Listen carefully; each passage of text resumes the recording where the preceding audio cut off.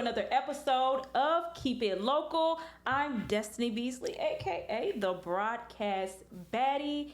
And you guys, we're here with somebody that I would say is deeply entrenched in the Baton Rouge community. Not only is he from Baton Rouge, but he be in the streets. Okay. Not gang affiliated, but you be in the political streets and you trying to get everybody involved in them political streets. This is true. Dezmion Barrow. I almost forgot to introduce him. Lord. That long introduction. But Dezmion Barrow, welcome to Keep It Local. Look, I'm happy to be here, Destiny, with the broadcast baddie, the woman, the myth, the legend. Yeah, so you did a great intro on me. I had to hit you with it, Destiny. And also, you know what you have in your name, the broadcast baddie. I just want to let you know, the streets have been telling me. We talking about politics today, so the street committee, the part of the streets that got a committee, they got you in their sights, Destiny. They say, man, who this broadcast baddie is? I say, look, you just got to slide in the DM, like they say, man. So look, I don't know. Look, I'm just telling you, the streets politically and the street committee, you know, they watching the broadcast baddie network. Not slide in the DMs, Lord. I don't want to turn people away. Slide in the cash app. Okay. Slide that in. I'm taking funds. All right. But let's get into it. So, Des, all over social media, I have been seeing you post about the Millennial Agenda. Okay. What exactly is that? Okay, so you're getting right into the meat. Yeah, we're getting right into the nitty-gritty. What is the Millennial Agenda? Okay, well, if we take a step back and just talk about some framing, when people hear the Millennial Agenda, obviously we understand we hit a real agenda, like there's some type of plan in place. But when we're talking about a Millennial Agenda, the millennial in this context is basically a generational framework. And so a lot of us grow up in America, unaware of things that took place before us. Half of us don't know half of the stuff that's going on while we're, navigating life. But if you look at America as a long line or a long bridge, if you want to call it, the framework to kind of understand certain generations, not just age, but what that generation went through, what they contributed to the next generation, some failures they may have had it, and how it impacts the current generation. So when you think of millennial is just a generation in that type of context. So before millennials, it would be Gen X. Before millennials, it would be Gen X. Before Gen X, it would be baby boomers. Okay. And before baby boomers, don't quote me on this, but I think it may have been like the silent generation. And I think before them, I think they had a generation called the greatest generation. So each generation has its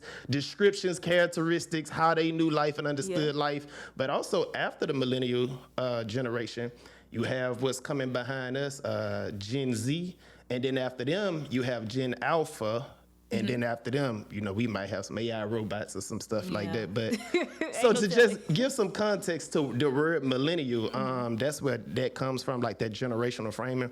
But as far as the Millennial Agenda, it's a agenda that I had been working on for about 18 months. And the reason being is, me being a millennial, of course, I'm 36 years old. I had to think about it. Oh, and you getting a little old. Yeah, you had to think. And this another side note. Why is it okay for women to be like, you can't ask a woman their age, but men, be having to disclose our age? That's another conversation. Right, is. Because I don't mind, because black don't crack. Oh, Lord.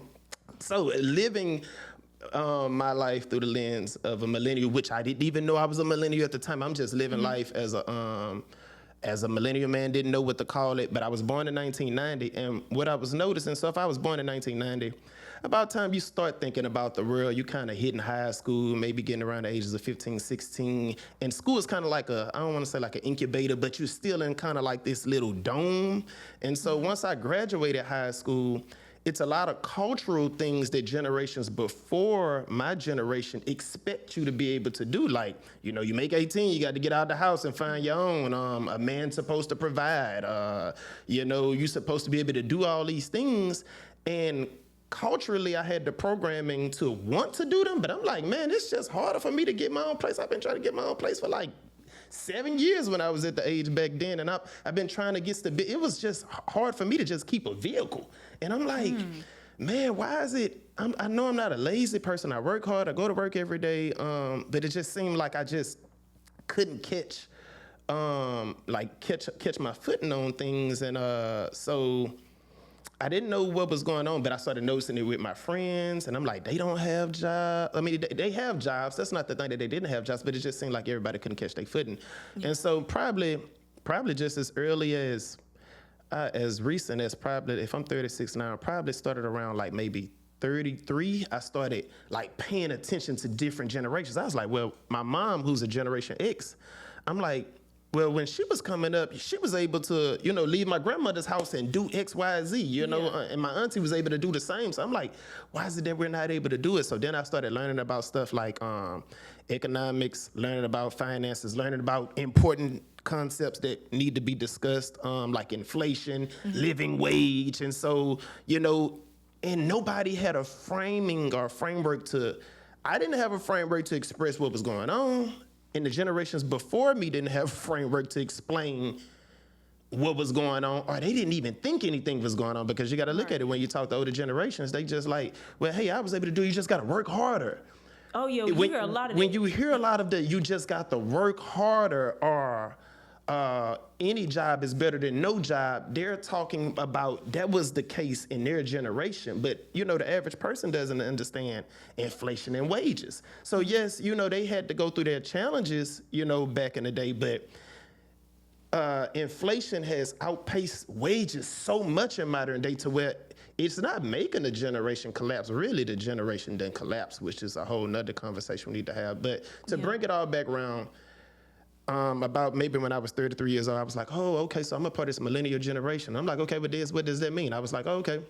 That mean, number one, this generation kind of between the ages of, what we'll say, 31 to 46. So if you're between the ages of 31 and 46, you can say you're a millennial. Sometimes the numbers move around depending on who chart you're looking at and stuff like that. But if you're in that generation, you just didn't experience a certain economy. You experienced a certain America culturally. We were born during a time where we remember before the internet was as widely accessible. Like we was born during a time where you get on the internet, and I think people couldn't use the phone, like the dial-up, like AOL. Like certain people that's watching this, they may not remember that because we got internet so much everywhere. We remember when we went outside, everything wasn't online. There was no social media. Like things like when you got mail in your mailbox, that was exciting. Like we take text messages for granted, but if you got mail, it's like you got mail. That was a thing. You was like a cool person if you got mail on AOL and stuff like that. So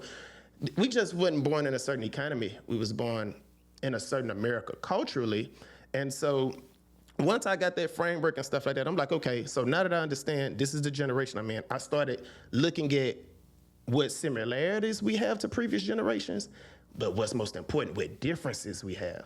Because the differences it tells the story of why this generation is struggling to do what the previous generations did, which was, own a home, build a family, why people are delaying families and stuff like that. So bringing it back all around, the Millennial Agenda is basically an agenda to build a comprehensive plan to strengthen this middle generation. And the Millennial Agenda is composed of 5 core pillars. So that's economic development, because everything else you can't really solve if, you can't make a livable wage. So it's economic development, it's civic representation, it's infrastructure, and it's also dealing with mental health as well. And the 5th one, if I believe, is housing and things of that nature. So that's kind of like a nutshell of the Millennial Agenda for the millennial generation, to strengthen that generation so that they can do the things that previous generations were able to do, but also so that generations coming after the millennial generation, like Z and Alpha, can also have those opportunities. So right now, are you trying to mobilize people, individuals within that generation, so you all can, how would I say, elevate to where you all are on that same playing field as the generation before, since they were like, oh, you just got to get a job, work hard? I guess I don't know if this is a PG-13. I don't know if the word hell counts or something like that, but hell yeah. Like, it's a lot of mobilization. It's a lot, not just a lot of mobilizing that has to go on, but a lot of organizing, and not even just amongst the millennial generation. Like if you watching this and you between the ages of, like I say, 31 and 46, you damn sure better be boots on the ground. But if you're any other generation, this isn't a thing. This agenda it's only talking about the millennial generation because that is just the current bridge generation. Yeah. But in that bridge, that's just the middle generation now. But as millennials age, there's going to be another bridge generation. And if you kind of reverse it a little bit, once upon a time, Gen X was the bridge generation. So yes, there's a lot of mobilizing and organizing that has to take place with the millennial generation. But this agenda is about all of the generations as a whole. This is one collective bridge. So for example, if you're a Gen Z, because Gen Alpha, I think that's my daughter them right now, they still at elementary school. Look, have fun, play Roblox, eat popsicles, because the next 10 years, they gonna have to start doing some work. But like, let's say Gen Z and stuff like that. It's important for them to even organize around this millennial agenda as well, because any opportunity that is built for this middle generation, they're going to inherit and benefit from. And then ultimately, like I say, they would be tasked to do the same thing with Gen Alpha and that come so on. And also, as say, for example, you're a Gen X, a boomer. Well, like the America that you're experiencing, a lot, like let's just take, for example, like the government. Yeah.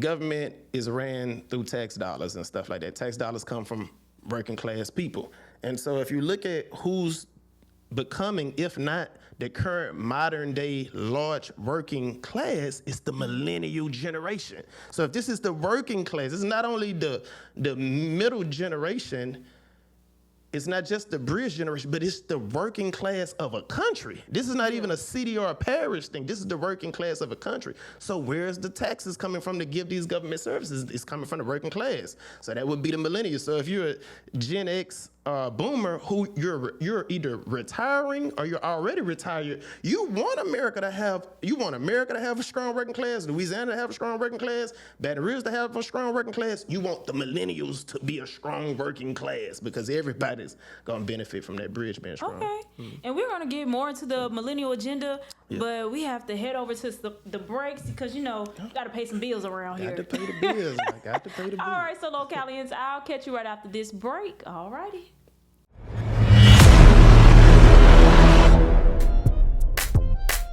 Advertising and operating a business go hand in hand. Mad Game Entertainment has a long, detailed history of working within clients' budgets and delivering big results. Mad Game helped launch the popular Go Vote app.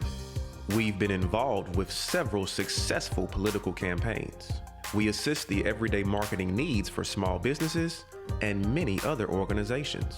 We custom fit marketing plans for the largest budget and the most modest. We look forward to enhancing your presence in your industry.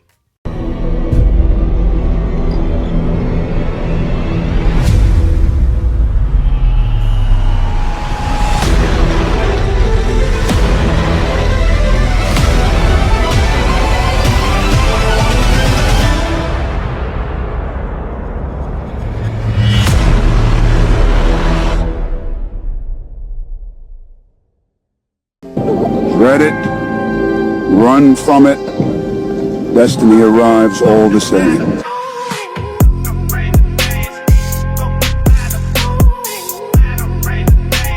Oh, you think darkness is your ally? I was born in it, molded by it. Just bury me in the ocean with my ancestors that jumped from the ships, because they knew death was better than bondage.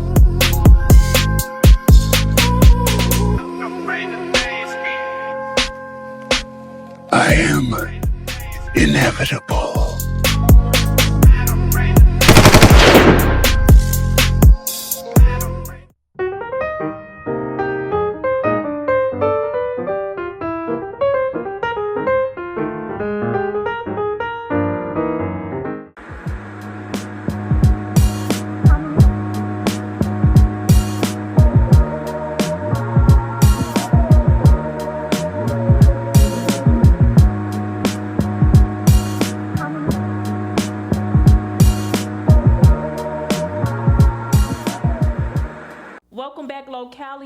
you for joining me and Dezmion Barrow. We were just talking about the Millennial Agenda.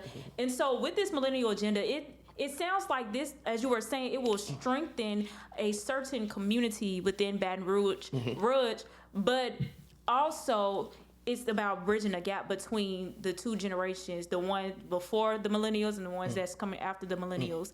And so with this, have you met with any elected officials to talk about this? Like, who did you meet up with first to bring this idea to them? Yes, I've met with a lot of elected officials, and not just elected officials, because everybody that's in a position of resources like money or power, influence, and a lot of times they may not even be elected officials, but they definitely have a stake in the city and the parish. So I've met with both elected officials and stakeholders.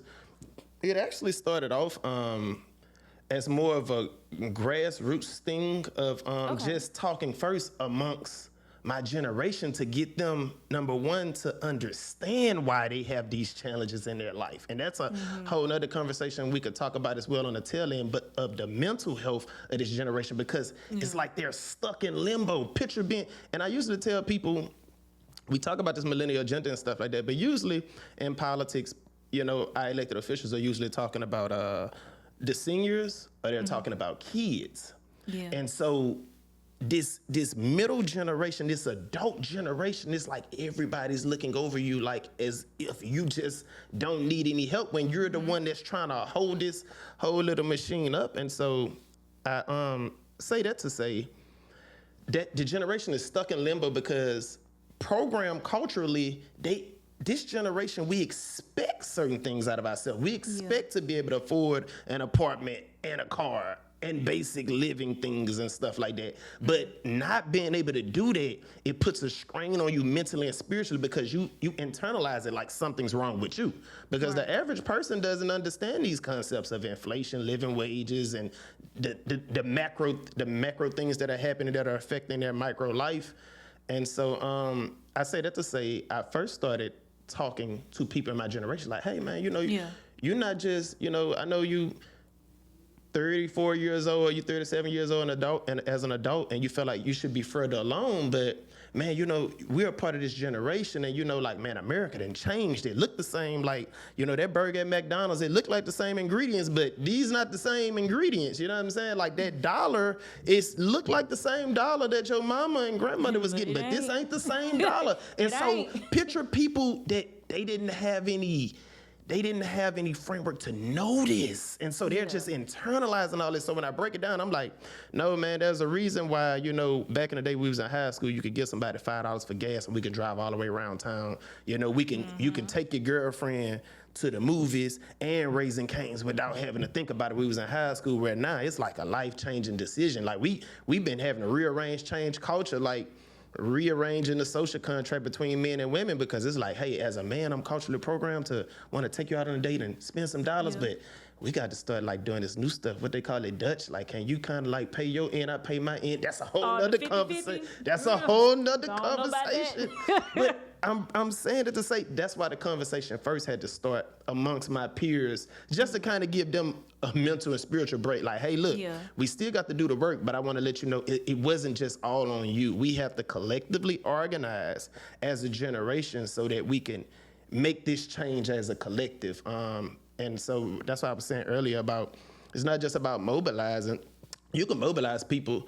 You can get people attention with a social media post, but getting people to organize around a common goal, agenda, comprehensive plan to be able to stick through and execute it 30, 60, 90 days and stuff like that, that's a whole different type of task. But first, I had to get my generation to understand, like, hey, look, this is something we need to take serious, because it's not even about other people. Like, if anything, who's more responsible for your life than you? So you got to take the wheel on this politically. So of course I ran into all the usual, but man, you know, politics just don't affect my life and it don't work and all this stuff. And the thing about me is, especially if we in private, like, man, I'd be like no holds barred and stuff like that. Like, so I tell people that, hey, well, look, give me $200 and don't worry about me paying you back. And they be like, if I let you use $20, I'm gonna need that back at times. It's hard out here. And I'm like, okay, well, you paying all these sales taxes, all these income taxes, Ain't no telling what other hidden taxes you paying, and you just not asking for this money to better your quality of life at all. You just giving it away. You're giving it away, and you're not getting anything in return. And so when you can bring topics down in, like, I think the word is layman terms, people will do right by themselves. Like, people think that people don't participate in politics and things of that nature. They just don't. The language is not being spoken to them so that they can see how it impacts their basically daily meeting them where they're at. Yes. And so after I organized enough of my generation through social media and just the network that I be moving throughout, I started catching a lot of the attention of different elected officials, especially in the local and the state level. So I would definitely want to shout out a few. First, definitely want to shout out Miss Tawana Harris, Councilman Tawana Harris. I think she may be District 7. I want to say 7, yes. Yeah, but she just had a different type of enthusiasm. Like, you can lay out plans in front of a lot of people, but you got to have vision as well too. Everybody has sight, but they don't have the vision to see what something could be. And it's 2 different things. Yes, and I literally showed her what I had been talking about online and talking with other elected officials as well. Elected officials, they'll kind of be in the middle like, Dez, that's a good idea, let me know how I can help. But they wasn't. But you didn't get any help. Yeah, well, I wouldn't say. They're more so like, well, what would you need me to do? And I'm kind of like, man, it's almost like I'm saying, I know something's here. I'm not like a genie in a bottle. I don't have it all crafted out. But if I'm giving you in simple terms, look, we're all a part of a bridge. The middle of the bridge is collapsing. I'm proving that it's collapsing. Now I'm saying like, hey, look, I know we're going to need this material and this material to fix it. I would think that you would just bring your intellectual resources and say, hey, look, number one, I understand the importance that the bridge is collapsed. I understand how that relates to me and future generations and past generations. Hey, this is what I can do. Right. You get what I'm saying? Because at the end of the day, you do have the pen to write a bill for certain things. Yeah, and so outside of Miss Tawana Harris, as far as somebody that was talking directly with me with the Millennial Agenda, I spoke briefly with, it was Councilman Anthony Kinney, I think, and that's my councilman with District 2. Okay. And the other council people. Now, what's crazy is we talking about council people and elected officials for just being direct to 7 white Republicans that's on the council. I would love to talk with some of y'all guys. I'm like, where they hang out at? I never, see them at churches. All of us. Yeah, because I've rubbed shoulders with pretty much all of the black Democrats at this point, men and women, Councilwoman Harris, Councilman Darrell Hurst, Councilwoman Carolyn Coleman, Councilman Anthony Kinney, and Councilman Cleve Dunn. Like I say, they've in all their different ways may have said like a little thing or something like that. And like I say, Mr. Tawana Harris just took it and ran with it. But I say that about the 7 white Republicans, whether man or woman, this is not a black thing. This is not even a Democrat thing. This is not a Republican thing. This is a generational thing that affects all generations. So like I always tell people, this is a true bipartisan type of agenda. Like, as a Republican, I'm pretty sure you have kids that are millennials that are, navigating America as well. Now, if we want to go even deeper into details, yes, it is the Millennial Agenda, and that doesn't have a color, but different ethnicities are navigating this collapse differently. So, for example, me being an African American male, the net worth of African Americans is already low in comparison to our white counterparts. So let's just say, for instance, don't quote me on these numbers, look them up, but let's just say, for example, the median net worth may be $44,000 for African Americans, and that's not the millennial generation. That's African Americans and Black Americans as a whole, including blacks, people of color from Nigeria, Ghana, and all type of stuff, which is a whole other conversation as well. But let's just take that 44,000 number. Net worth is important, like I tell people, the assets that you own, because when times get challenging financially, you liquidate your net worth to help take care of needs. So if the community as a whole has 44,000 in net worth, and God knows what it is with the millennial generation, I'm pretty sure we probably in a negative net worth when you include student loans and things of that nature. We have on student loans. We have no cushion. If your radiator, to hell with the radiator, if if your phone bill just it goes up $10, we have no cushion to take care of immediate financial needs because we have no network to liquidate. And I'm saying this to say, as we discuss this millennial agenda, we have white counterparts that are 36 years old, 31 years old, 33 years old.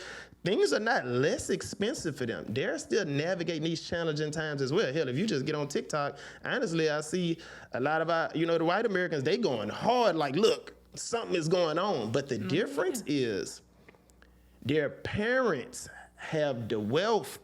So like we're not living in the time of hard work in modern day. We living in the time of, I would want to call it like wealth transfers. So say for example, I would have a 36-year-old millennial white counterpart, and he would be going through the same challenges as me, having to work a lot of jobs and, have his business and still do some DoorDash, whatever the case is, try to start a podcast to make some extra money. He's still navigating those same challenges. The only difference is my mom, and I'm not saying my mom literally and his mom, I'm saying statistically, my mom as an African American would have less wealth that she could liquidate to inject into my challenging financial situation that helped me to navigate it. Whereas this 36-year-old white counterpart, he's still going through the same challenges. But his dad, who's, I think the average net worth of white Americans, it could be anywhere from maybe 190,000 or some stuff like that. So there's more assets to liquidate to strengthen that 36-year-old white counterpart. So I say all this stuff to say, going back around to what you were saying about, organizing, mobilizing, and have I talked to any elected officials? Yes, I've talked to elected officials, but I started first with talking amongst my generation. And even with talking to elected officials, this is not a thing of, hey, I only want to talk to the Black Democrats. Hell, I want to talk to the white Republicans as well, because we're all in this. We're all on this bridge together. And even as high as the state level, I've had I think it was state rep Edmund Jordan. He definitely was. He on the state level, he was very proactive with reaching out. Of course, he was like, "There's how I can help." And Terry Landry, he was like, "Yeah." So different elected officials did their part, rather through verbally saying, "Hey, look, we see the issue. We would like the help," and it either goes to, "Okay, what Dez, how can we help, or what it looks like?" And I'm like, hey, look, I'm trying to put together this whole, we're adjusting on the fly. Like even as you read the Millennial Agenda, I literally say in the document, I say it's a living document, what I'm saying? And so I'm learning as I go, building partners and allies. And so, with elected officials, it either go from, hey, look, we agree that this is an issue. Definitely need to be some solutions. Hey, Dez, we see what you got going on. Let us know how we can help. Or, like I say, Mr. Warner Harris, that was the first example of somebody just taking it and running with it. So. Okay. Well, we're going to get more into, you being civically engaged and pushing out the millennial agenda right after we catch this break. All right. I'll see y'all in a bit.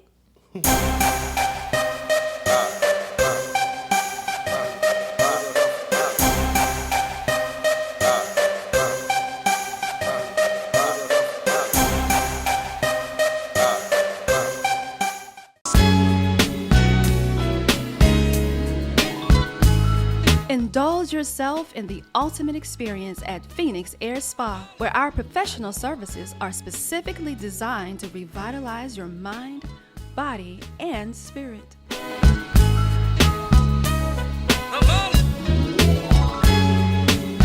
Relax, recharge, and re-emerge anew at Phoenix Air Spa. Always aesthetically you.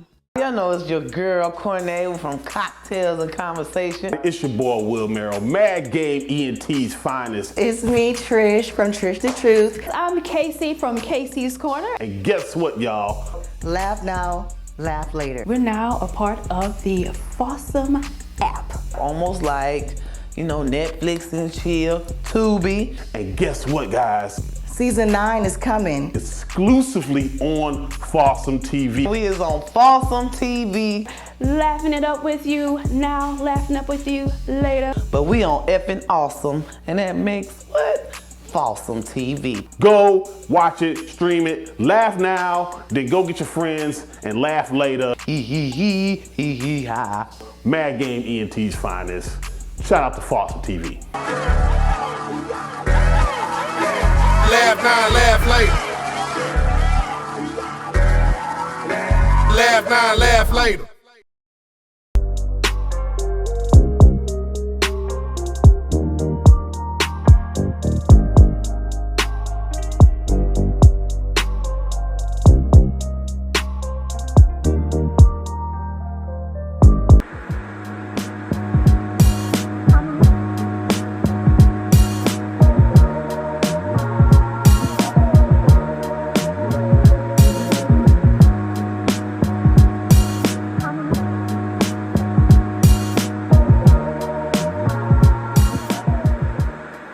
Welcome back, Localians. Thank you for sticking it out with me and Dezmion Barrow. Now, Dezmion, you call yourself the 13th councilman. Okay. So where did that name come from? Did you make that up yourself, or? I actually made that up myself. It's the latest model in my transfigurement or transformation. I went through many metamorphoses in my life, for those that know me. So I'm pretty sure if my friends and family watching, they like, is he 13 councilman today? 3 years ago he was Sankofa, and then before that he was the pioneer. And what was some other stuff? I went through different transformations. But the 13th councilman, that's an interesting one in itself, because I do go by the 13th councilman, but where that name came from was, again, just listening to the policies that's being spoken by just by all the administrations, not just mayors, but the councils, the state reps that come through. And I'm learning even more to pay attention to it on a national level with the U.S. congressmen and senators and stuff like that. I just kind of got fed up with, I'm like, nobody's talking about the elephant in the room. Talking about healthcare and stuff like that is important. Talking about childcare and things of that nature is important, because of course we all need healthcare, and the kids, we need assistance with the kids and stuff like that. But I'm like, the adults, who's talking about not just a minimum wage, who's talking about a living wage, and not just living wage, but who's talking about, the culture and the American dream that we were raised on? Who's talking about that? That has become a nightmare for nobody's talking about living wages. Nobody's talking about how the American dream has become a nightmare. Nobody's talking about the quality of food deteriorating to where it's I ain't even talking about just some McDonald's type stuff. It done got to the point the produce at the grocery stores are more dangerous to our health than the meat and stuff like that. Nobody's talking about stuff that the current adults are navigating. Nobody's talking about, okay, I can go and get a car, but car maintenance is so high to where, hell, if my radiator go out, I'm about to lose not only the car, but lose my apartment, because I ain't gonna be able to pay the rent either. We're living on such the edge, and nobody was talking about that. So, of course, me being a resident of Baton Rouge, me being a resident of East Baton Rouge Parish, I'm like, I know we got 12 council people, but you know what? I'ma just talk about stuff that the regular people want to hear about and stuff like that. So that basically sparked your civic engagement. Yeah, in a way. Facts. So I was like, man, I'm gonna call myself the 13th council person, and I literally put online, I say, I'm the unofficial 13th councilman of the parish. Destiny, no lie.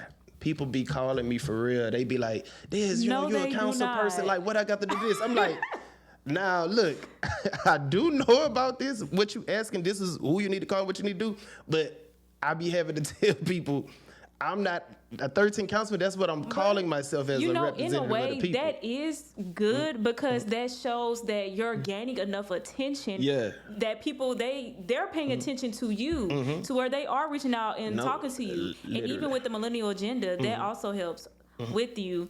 Just being able to let everybody know, okay, y'all, this is what's going on within our city, our parish, the state.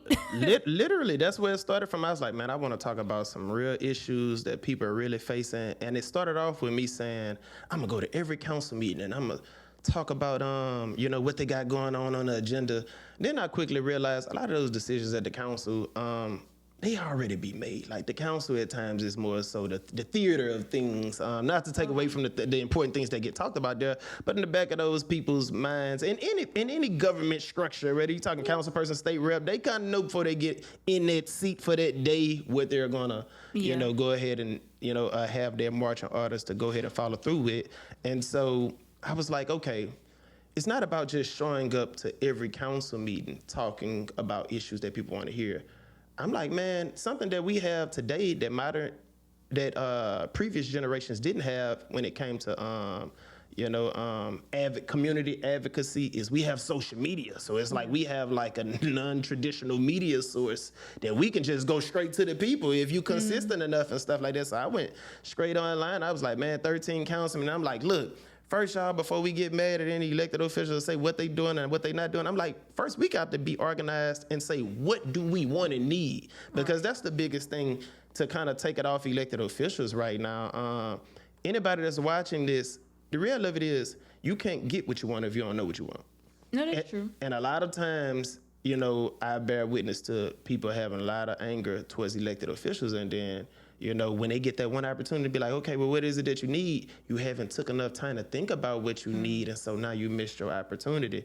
And so I just went online, and like I said, amongst my network, I was saying, hey, look, yeah, it's cool for me to be called the 13th council, but I'm like, look, everybody, I know a lot of us is out there working 2 to 3 jobs. I see a lot of y'all when I be out door dashing, and I own a landscape company. I make great money with my landscape company at a minimum, probably like $50 an hour at least. And so I still have to door dash on rain days, of course, and stuff like that. And so I'm like, I'm getting paid more money than the typical job could pay me, and I still have to door dash. And when I'm door dashing, I see a lot of y'all door dash, and not just millennials. What's scary is for my other generations that are listening, like X and boomers, I seen a lady like as old as like 68 outdoor dash. Oh Jesus, she don't have to be driving. And that was like that hit home to me because it was you supposed to be enjoying retirement.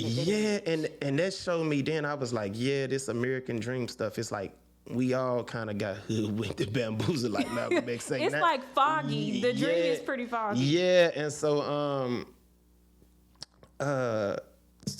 where I was left off, Destiny. We was talking about DoorDash. Oh yeah. So I was saying we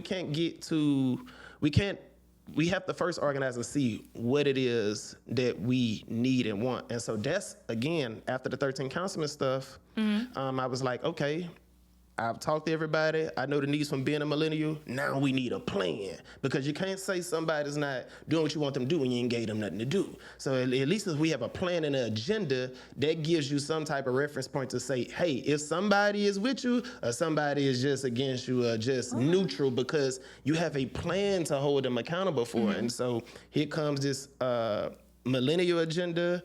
And so as you mentioned earlier, the 13 councilmen became synonymous, if that's the word to call it, with the millennial agenda. Then some people just see me as the millennial man. I'm like, hey, honestly, all this stuff is coming to a head and some synergy, and it's all needed. You have somebody, that's not a part of the establishment, but understands the language of the establishment enough to talk to regular people about it. We have an organized plan now, not just a plan that's going to benefit the millennial generation, but it's going to strengthen the bridge as a whole, which benefits all generations. And going back again, this is something everybody can get behind: white, black, Democrat, or Republican.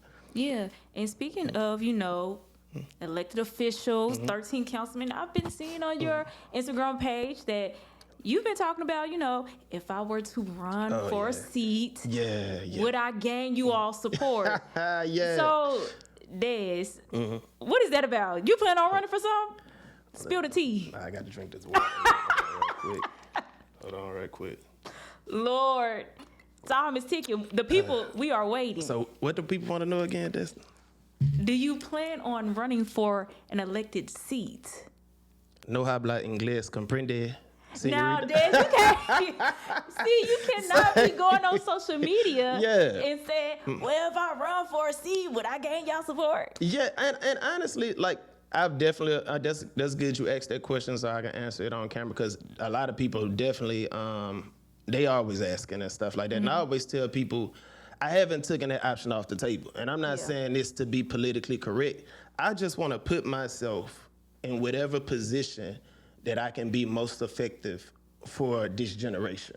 You know, because I'm a part of this generation. So what that means is, hey, if I have to run for office to move the needle on this agenda, I'm not against doing it. I definitely would. But hey, if I could, you know, with this agenda, get a department built out that the city and parish institutionalizes and creates a, you know, I want to say an organization, but if like at the bottom of that Millennial Agenda, what you would see is a legacy legislation that I call it. It's called, excuse me, it's called the Future Generations Department.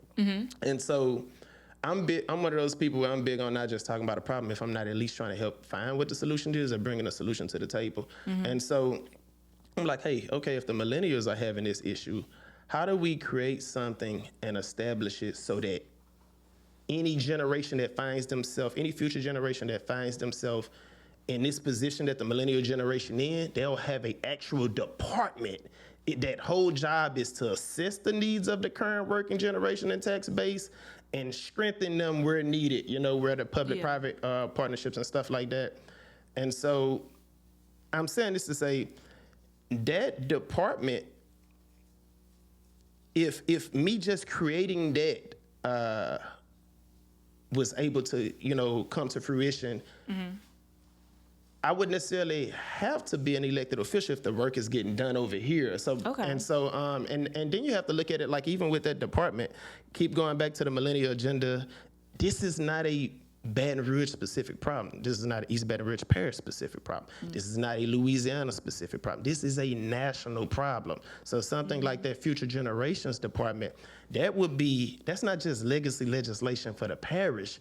That would be a model and framework that other cities and states and even a nation eventually can replicate to strengthen their bridge in their communities. So again, going back to the question of Dez, you know, we see, you know, you're saying online that you're running for office. I say, hey, one day I'll run for office. But until then, do I have your support? Because even without me being in office now, we still have work to do. So do I have your support in this Millennial Agenda? Do I have your support so we can build this Future Generations Department so that the state can develop a similar model so that the nation can develop a similar model? So I'm kind of like one of those all-around players. You know, I play offense and defense, whatever the community needs. And speaking of the next generation, I know you have the organization, the next generation of pioneers. And so how are you using that organization to help others in the community and also help them to be civically engaged? Man, you know, next generation pioneers, NGP, shout out to NGP, the bros and NGP. That's a world in itself. So like I got on this cowboy hat today, I usually wear 3.5 hats as I navigate my life. I wear the business hat. I wear the hat of being a part of NGP as well. And I also wear the hat of just my own personal sanity and being a daddy. And the daddy hat that's an interesting hat in itself. So putting back on the hat of NGP, the interesting thing about NGP is it's so like I was about to talk about the benefits that came from NGP that's understood just a part of being a part of a like-minded group of men. But what I also noticed is every challenge that I encountered in NGP when it came to keeping a group of talented individuals organized, it actually was a blessing in disguise. It's like, and I usually tell people, life don't just happen to us. If you allow it, life is actually happening for you to develop you to what you need to be and become. So how does NGP and all that stuff tie back into politics and stuff like that? A lot of where I first learned to organize was in NGP. And then NGP is primarily composed of what? Who? Millennials. Like, so if you look at it when NGP was initially started, who I'm talking to my peers. We didn't even know we was millennials at the time. So we're all on this ship going throughout life and we all talking about the real stuff. And then it's a all men brotherhood. So it's like, it kind of serves as a kind of default safe space to kind of be like, we don't have to play hard around each other because we know we all going through the same stuff. So it's like, look, in the NGP room, it's like, man, you struggling to pay your car note too? Man, like, your alternator went out and you got to go to the payday loan company. The payday loan company going to give you $500, but you got to pay back $5,000. Like, oh, man, you got that Cash App loan too. Like, we talking about all the type of stuff. And so I would say first and foremost, NGP equipped me to be a better leader, to go out and organize into the community as a whole. As far as how NGP is being utilized to do civic things as well, we kind of have this thing in NGP where it's like, we understand that NGP stands for Next Generation Pioneers, but each brother or pioneer in NGP, they're a catalyst of their own little network group. Okay. So you got to look at it like, okay, let's take somebody like G or take somebody like Sam. Whatever they're learning in NGP, whether through me or the things that we're participating in politically, now G takes that and educates his mom, his girl, his kids, his cousins. Sam does the same thing. Money does the same thing. And they're all a part of NGP. Yes, they're all a part of NGP. For the people that's... Yeah. So these guys are all a part of NGP. And so just boots on the ground wise, the more if you want to call it the political conscious or political IQ rises in NGP, whether through me or any other brother, the whole collective consciousness of those brothers benefit, and they take that and go into their households and stuff like that. And so I'm big on, hey, look, y'all, we got to vote. You know what I'm saying? Not just vote blindly, but we got to understand what we're voting for and how it affects us. So if that is the standard, you got to look at it. Each one of these brothers are taking that standard back into their household. Okay. And then even like as more of a direct way, have NGP. One of the favorite stories I like to tell is because NGP is not a nonprofit. A lot of people like to think NGP is a nonprofit. Up until this day, NGP has never been a nonprofit. Anything people have seen us do have been with money that we've gathered amongst ourselves, whether that's feeding the homeless, mentoring kids, whether that's patronizing local businesses, and going even into political advocacy work. NGP is able to do that because it's not any type of, it's not that type of incorporation. It's literally a grassroots brotherhood. And so one of the things that we advocated for against, I remember years back, was when I think the parish was trying to create a misdemeanor jail.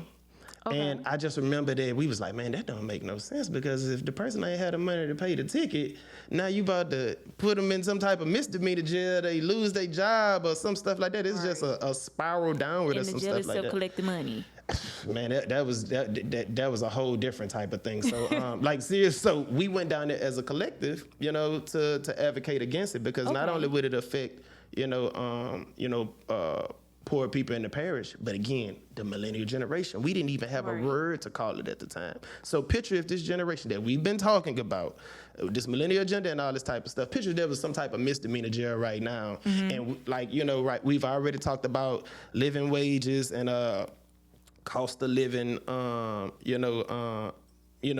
being spread out so far apart from each other and stuff like that. So when you add on top of it a negative multiplier like a misdemeanor jail, it's like you kind of getting double hit when you're already getting kicked in your back from the economy and stuff like that.